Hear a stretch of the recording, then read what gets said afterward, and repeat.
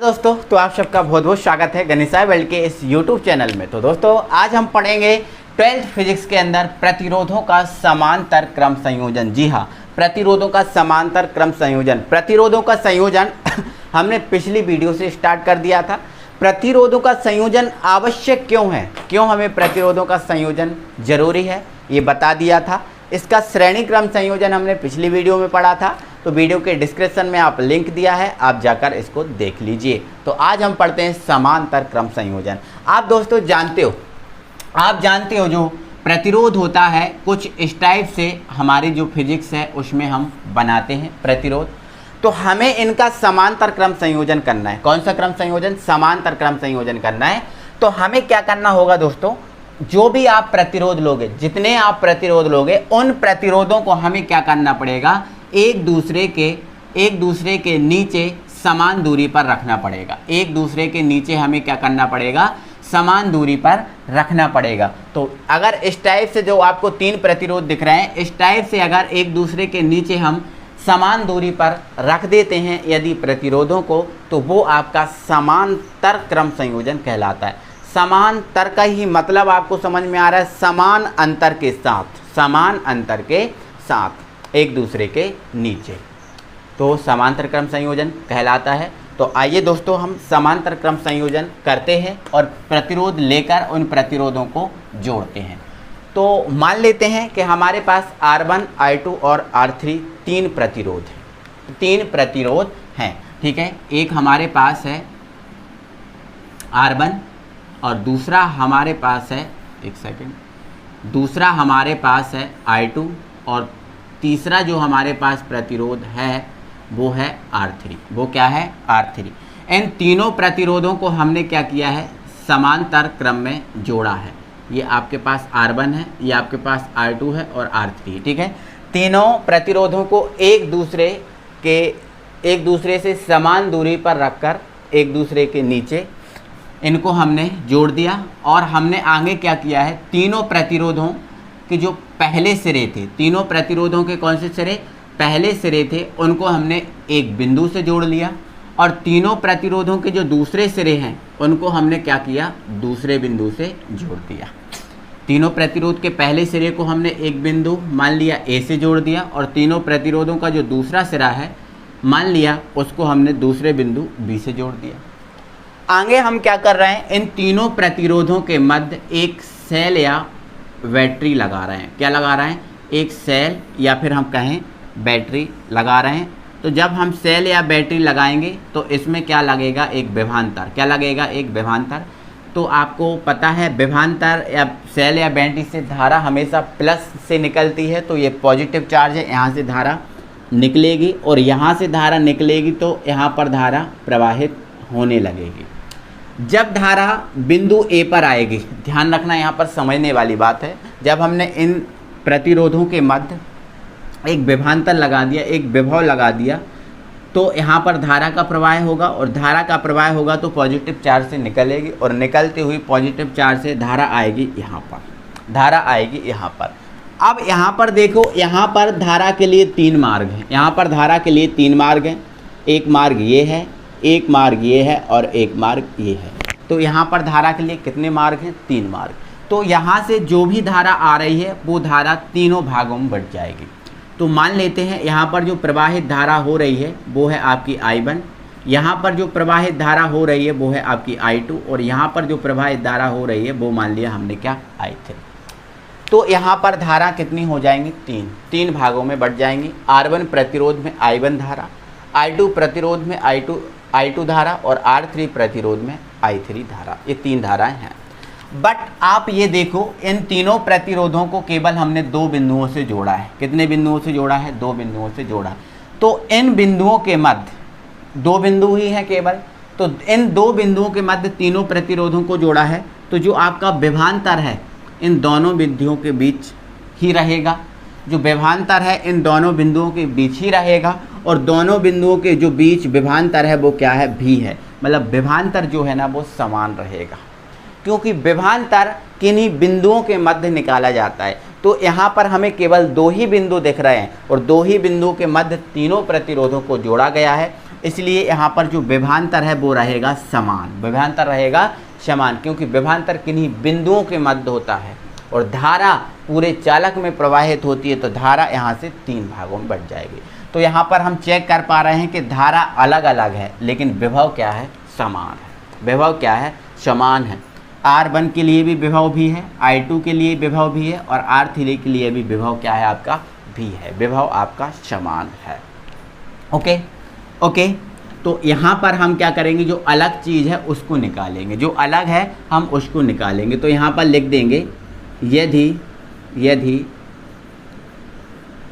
तीनों प्रतिरोधों के मध्य कुल धारा I है तब, कुल धारा I है तब क्या हो जाएगा, ये I कितने भागों में बांट दिया है, 3, तो I इज इक्वल टू क्या हो जाएगा, I1 प्लस I2 और प्लस I3। इसको आप समीकरण नंबर 1 कर देना, कोई दिक्कत है। अब यहाँ से आप किसका, ओम का नियम की हेल्प लोगे, तो लिखोगे अब ओम नियम से,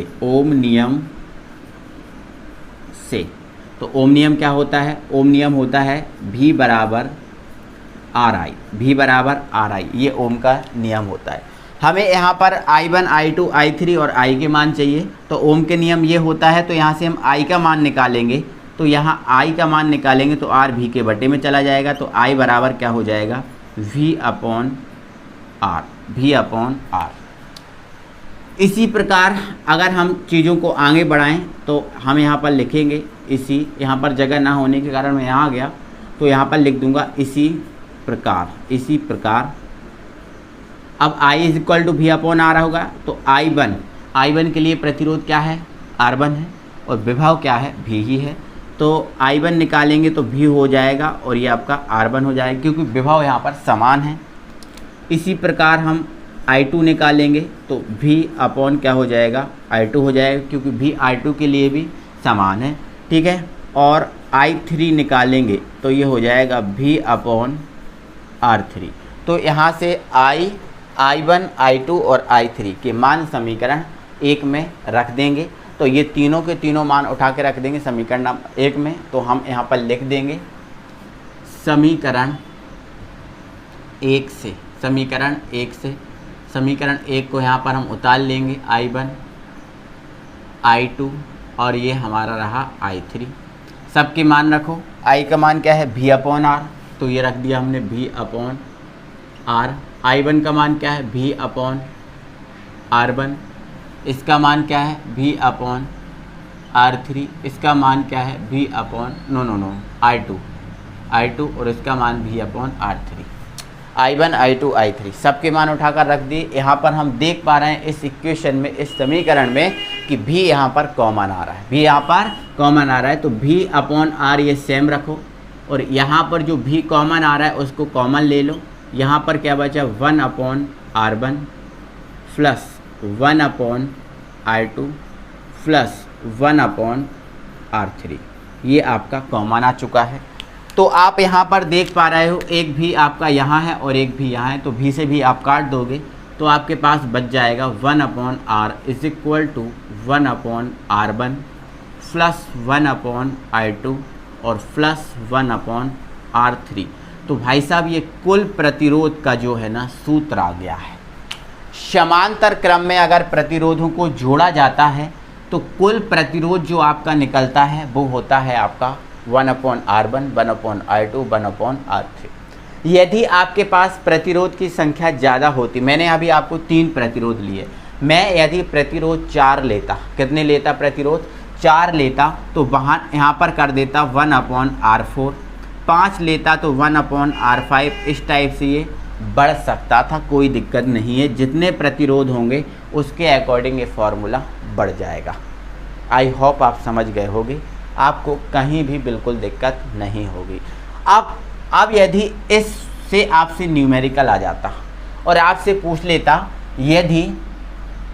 2 ओम